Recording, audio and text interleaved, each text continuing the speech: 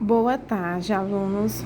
Como foi colocado sexta-feira, né? A atividade que vocês iriam fazer seria foi a leitura do poema Essa que eu hei de amar, né? Esse poema é de Guilherme Almeida e a gente vai estudar um pouquinho sobre a interpretação e a estrutura deste poema. Bom, antes de iniciar a interpretação, eu queria que a gente pudesse vir a definir as características desse gênero, né? Ele, por contar algo, ele vem ser um gênero narrativo.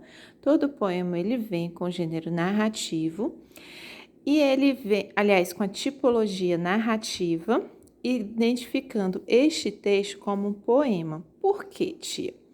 Porque este poema ele vem tratando de versos, né? Não é escrita em prosa, mas sim em versos, onde há contação através também de estrofes em vez de parágrafos, né? Então, ele é considerado um poema.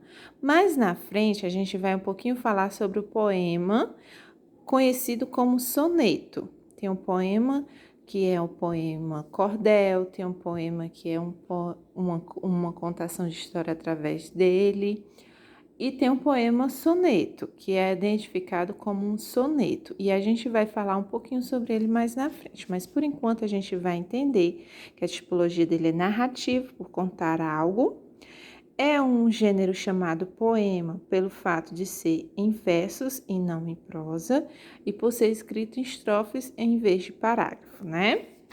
Vamos para a parte aqui do texto da interpretação, falando um pouquinho sobre o autor Guilherme de Andrade de Almeida. Gente, ele também foi um dos maiores autores de poesia, tá certo? Ele utilizava versos livres e recursos estilísticos. Tia, que recursos são esses? São recursos que a gente viu na linguagem, figuras de linguagem, nas onomatopeias, ou seja, ele utilizava muitas figuras de linguagem, tudo que o recurso linguístico poderia utilizar dentro dos seus poemas. Vocês já fizeram a leitura do texto e agora a gente vai para a atividade interpretativa, tá certo? Vamos lá, por dentro do texto. A que elemento da natureza a mulher amada é comparada? Transcreva o verso do poema que confirma sua resposta. Olhem só. A mulher amada é comparada ao sol. Dois pontos, ó. Eu que pensarei que o sol que vem pela janela. Esse aqui é o trecho do poema que traz ela como o sol. Segunda questão. Que palavras as expressas foram usadas na comparação citada na atividade 1? Qual foi a palavra aqui, nesse transcreva, que foi utilizado ela como uma comparação? Ele botou assim, tão como o sol, ela é tão como o sol? Ele usou? Não. Ele usou palavras que não precisaria falar tal que, como que, né?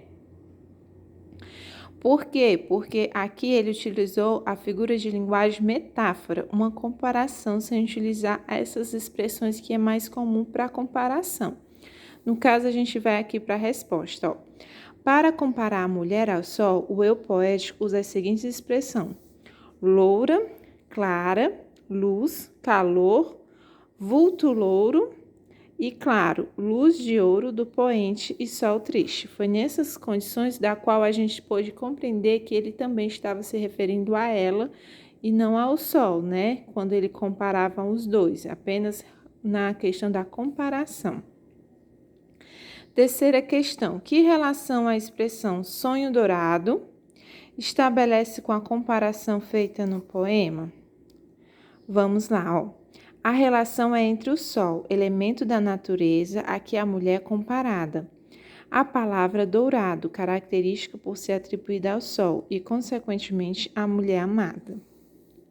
Gente, se estiverem muito rápido, dê uma pausazinha. Eu só tento ser um pouco mais rápido para que o vídeo não seja tão longo a ponto de vocês terem dificuldade para abrir, tá bom? Mas qualquer dúvida e qualquer coisa, diminui na velocidade, que aí eu vou no próximo vídeo, eu posso fazer mais devagar, tá? Quarta questão. Identifique e transcreva os trechos do poema que podem comprovar que o eu poético... Gente, vocês sabem o que é o eu poético, né? É aquela pessoa que está ditando ali, que está falando, escrevendo o verso. Aliás, não é a pessoa que está escrevendo, é a pessoa que está ditando a narração da história, a narração do fato. Como assim, tia? O eu poético é o personagem do poema que narra o próprio fato. Às vezes o eu poético pode não ser o quem escreve. Como exemplo, vamos imaginar aqui no exemplo de um texto, um cordel, onde você narra a história de um vaqueiro. O escritor é o vaqueiro? Não, mas aquela história pode ser contada pelo olhar do vaqueiro. Então, o escritor criou um personagem, da qual seria o personagem que contaria a história. O eu poético muitas vezes pode ser escrito por uma mulher e fazendo ali uma história olhada pelo um homem, falando um sentimento pelo homem, ou pode ser escrita por um homem falando de um sentimento da própria mulher. Então, assim, o eu poético é aquele que está narrando o sentimento, o fato, que possivelmente pode não ser o escritor, tá certo? Fala de um amor futuro e a mulher é alguém que ele ainda não conhece. Vamos lá, tá aqui, ó. O trecho essa eu que hei de amar. Apresenta o verbo no futuro, ei, indicado que o fato ainda não aconteceu, que ainda está na esfera do desejo e da possibilidade. Quinta questão. Que posição de ideias é apresentada na primeira estrofe? Identifique e explique o significado da metáfora presente nesse verso. A oposição entre luz e calor, escuro e frio. Lembra que aquelas palavrinhas que estão próximas, que têm um sentido oposto e estão dentro de um mesmo verso, da mesma frase? Ele leva uma figura de linguagem, né? Aqui no nosso caso, luz e calor estava perto de escuro e frio. Explicitando quanto o verso ao poema. O sol é a metáfora da mulher que traz luz e calor e a alma do poeta que estava escura e fria. Sexta questão. Como você já sabe, o estrofe é um conjunto de versos. A gente já sabe disso, né, gente? O verso é cada linha que compõe o poema. Com base nessas informações, indique quantas estrofes possui do poema, essa que eu hei de amar, e quantos versos está em cada estrofe. Vamos lá, gente, ó. Vamos perceber aqui. Aqui, no nosso poema, não se conta por frases, são versos, né? 1, 2, 3, 4 versos no primeiro estrofe, que é o primeiro grupo de versos. No segundo grupo, 1, 2, 3, 4. 4 versos no segundo grupo. No terceiro grupo, 1, 2, 3. E no quarto grupo, 1, 2, 3. Né? E houve aqui um outro verso para uma outra continuação, né? Então, vamos lá. 2 estrofes com 4 versos, 2 quartetos, ou seja, são 2 quartetos, né? E 2 estrofes em 3 versos, 2 tercetos. Meus amores, vocês se lembram quando eu falei sobre o soneto bem no começo do vídeo? Bom, agora a gente vai entender um pouquinho sobre o que é este poema definido como soneto, ó. Soneto é dado o poema de forma fixa, que possui 4 estrofes. As 2 primeiras são denominadas quartetos ou quadras, estrofes de 4 versos, e as 2 últimas, tercetos, são estrofes de 3 versos.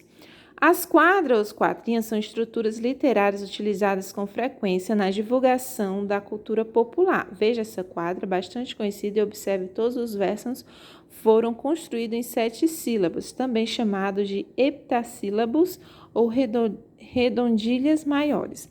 Gente, antes da gente ir para essa observação, eu queria que vocês prestassem atenção.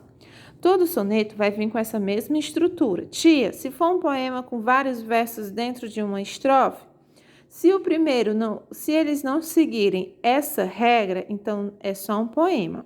Mas um poema definido como soneto é aquele poema que tem que ter nos 2 primeiros 4 versos e nos 2 últimos 3 versos, tá certo? Esse aqui é a definição do soneto. Então, nesse caso, esse nosso poema é definido como soneto.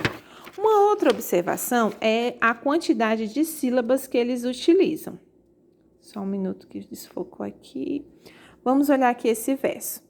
7 e 7 são 14, com mais 7, 21. Tenho 7 namorados, mas só gosto só de um. Podemos afirmar que o poema de Guilherme Almeida é um soneto? Sim, né? Agora a gente pode dizer que sim. Olhem só a 8ª questão. Releia a estrofe a seguir em voz alta, prestando atenção de modo que você pronuncie as sílabas. E, quando ela passar, tudo que eu não sentia da vida há de acordar no coração que vela. E ela irá como um sol, e eu irei atrás dela, como sombra feliz. Tudo isso eu me dizia. Agora separa as sílabas do quarto verso que compõe essa estrofe de forma como se pronuncia. Faça da seguinte forma. Conte o número de sílabas até a última tônica, ou seja, até a sílaba mais forte, né, da última palavra. Una as sílabas quando houver um som fraco ou um som forte, ou vice-versa. Veja o exemplo, ó. E quando ela passar, tudo que eu não sentia. Última sílaba tônica. Gente, preste atenção que a divisão foi feita através da parte fonética. Ou seja, não é uma questão da separação silábica que a gente costuma entender pela forma normal. Quem fica junto, quem fica separado. O S não pode ficar junto dos 2 S, o R não pode ficar junto dos 2 R.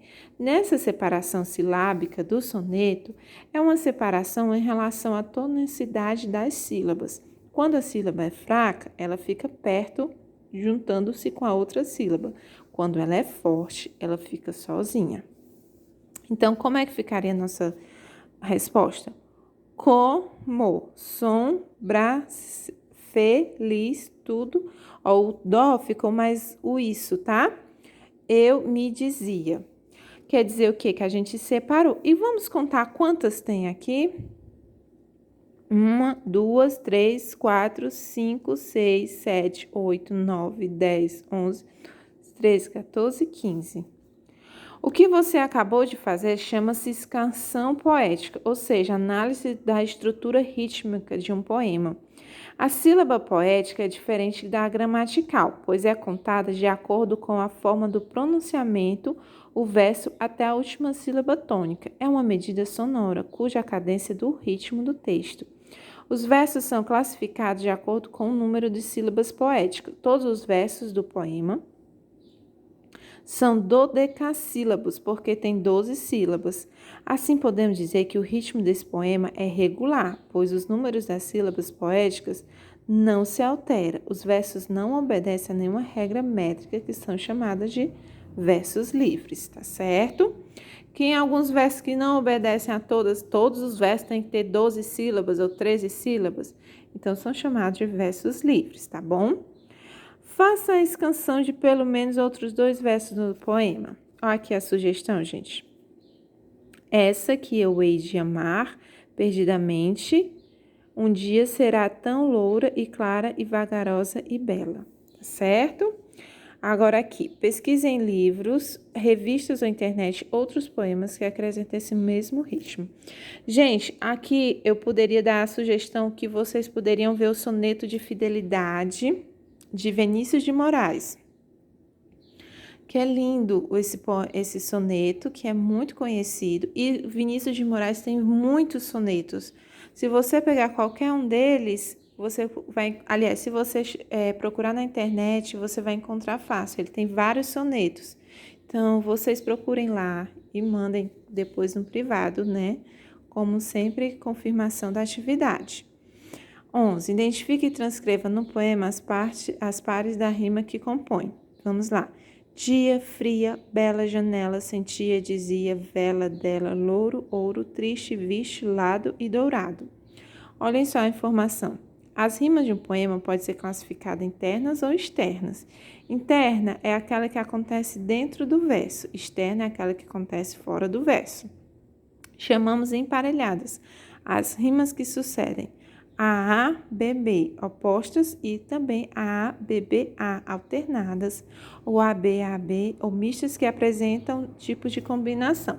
Como assim, tia? Vamos supor que a primeira verso vai combinar com o último verso da estrofe, e os dos dois do meio é que se combinam. Vamos imaginar que, na verdade, o primeiro verso combina com o terceiro verso, e o segundo verso com o quarto verso. Vamos imaginar que o primeiro e o segundo verso se combinam e só o terceiro e o quarto verso é que vão se combinar, tá certo? As rimas do poema, essa e de amar, são internas ou externas? São externas, ou seja, acrescenta no final do verso. Vamos lá, ó. Tá aqui, ó, tá vendo? Dia, fria, bela janela. Aqui seria A, B, B, A. Porque essa combinou com essa e essa com essa, né? Então, vão ser externos porque estão no finalzinho dos versos. Agora, vamos aqui para a letra B. Classifique as rimas dos quartetos do poema de Guilherme Almeida de acordo com as informações do quadro. Ó, que a gente já tinha feito, né? A, B, B, A. Oposta nas duas primeiras, ó. Estão vendo? Bom, gente, espero que vocês tenham entendido um pouquinho mais sobre o soneto e espero que nas próximas aulas a gente vai fazer uma outra revisão para umas próximas avaliações, tá? Boa correção e boa semana.